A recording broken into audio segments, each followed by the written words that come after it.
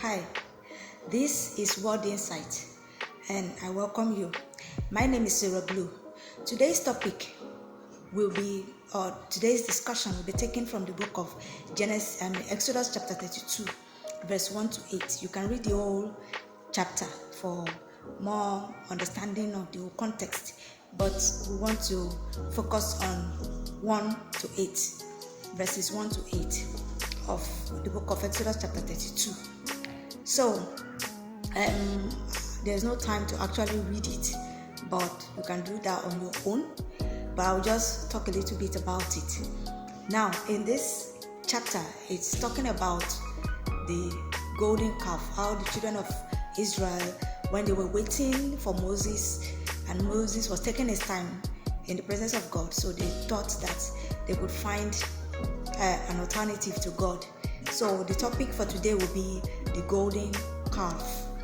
Yes, so like I was saying, the children of Israel, they were seeking other alternative to God, because they just did not understand why Moses was taking too long to discuss with God. So they got tired, they got fed up, and they wanted to move on with their life, but they needed a God that would lead them, because they couldn't do it on their own. They did not understand the assignment. Now, a lot of us, we are always so fast, so quick in judging the children of Israel. Be like, they are so impatient, they are so fickle-minded and all that. But really, these Israelites of a people in the Bible, actually, they are depicting each and every one of us. That is how we truly are as human beings. We do not have the patience to actually wait for God or wait on God. Most of us, when we go through a little bit of trials and tribulations or temptations, we quickly start looking for other alternatives to God.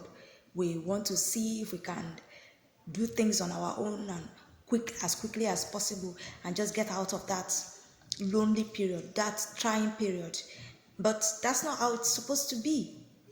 God always has his timing. And if we really want to work with God, we have to cooperate with him on so many levels. Now, I would like to state 3 different examples. Yes, I say the topic is actually the golden calf, but the lesson I want us to take from this story is that we as human beings have to exercise more patience with God. God is not in a hurry, but we as human beings, we are always in a hurry. We want things to be done at this particular time. Some people will tell you, at a particular age, I want to have achieved such and such. In fact, they even make it a habit today. We have a lot of people that are telling you, if at this age you have not achieved this, then you are a failure. If at this age you are still living in your parents' house, you are a failure. If you are 30 or you are 25 and you are still living under your parents' roof, you are a failure. My brother, my sister, do not let anybody pressure you into doing what you ought not to do. We all have our time. We have our journey to run. The fact that you work for Mr. A does not mean that you will work for Mr. B. You need to run your own course, walk your own journey. It is a personal journey. The fact that someone is ahead of you does not mean that they are doing better than you, or that you are not doing okay. The fact that someone is behind you does not mean that you are better than that person, or that that person is really not doing well.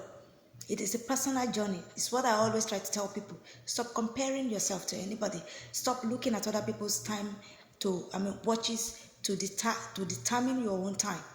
We all have different time. We all have different time that we are working with. Bible says that in the book of Ecclesiastes, it says, time and chance happeneth to them all. Everybody's time is different. Everybody's time is different. We have to realize this and cooperate with God. We are so quick to blame the children of Israel and be like, this and that. But truly, searching deep in our heart, how many of us are really, really waiting on God, fully committed to waiting on God? How many of us? A little time and we are already seeking alternatives. We're already trying to do things our way.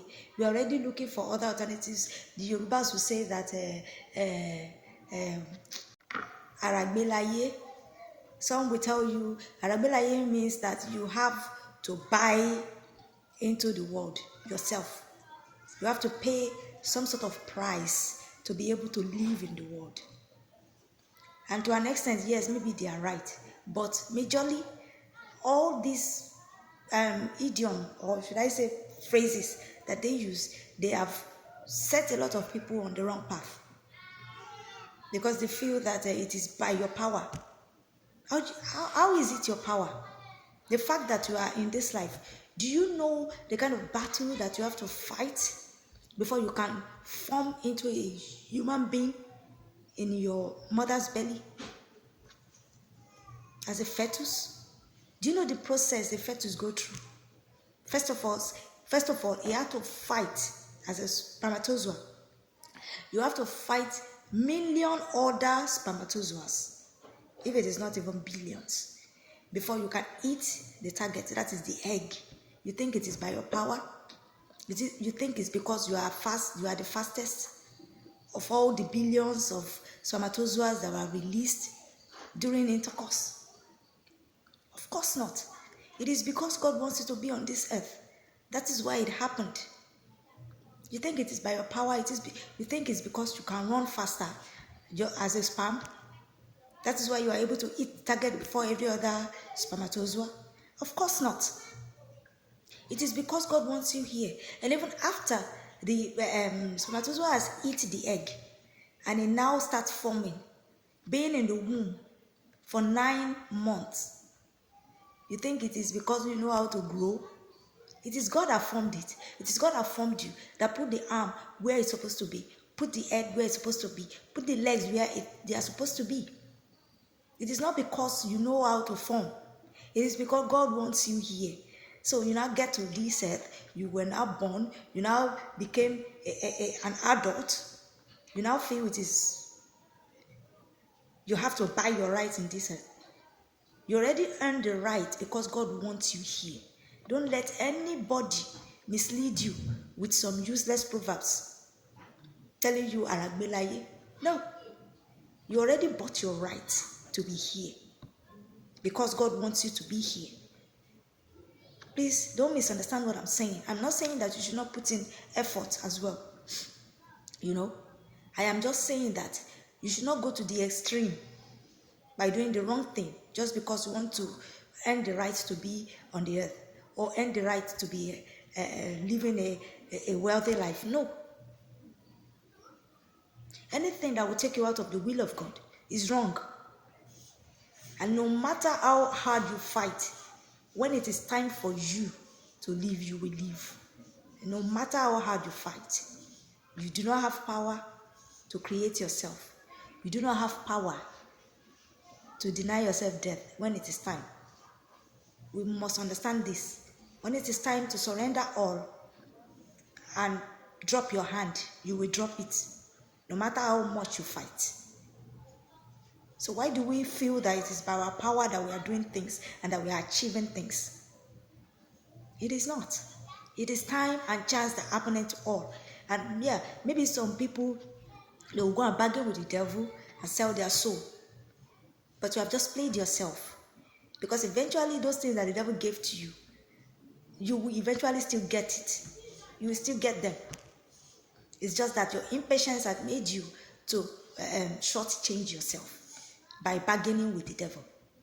The devil knows that you have the right to them. The devil knows that they are your rights. They are yours. But it will make it seem as if he's the one that is giving them to you so that you can sell your soul to him. So you have just shot yourself in the foot. You have just shortchanged yourself. Why not just hold in there, wait on God, and let him do his final works in you so that by the time you get to that destiny, you will not mess it up. Trials, waiting period are meant to build us, to build our character. Understand this. We will continue this next time. Thank you and have a nice day ahead. Bye.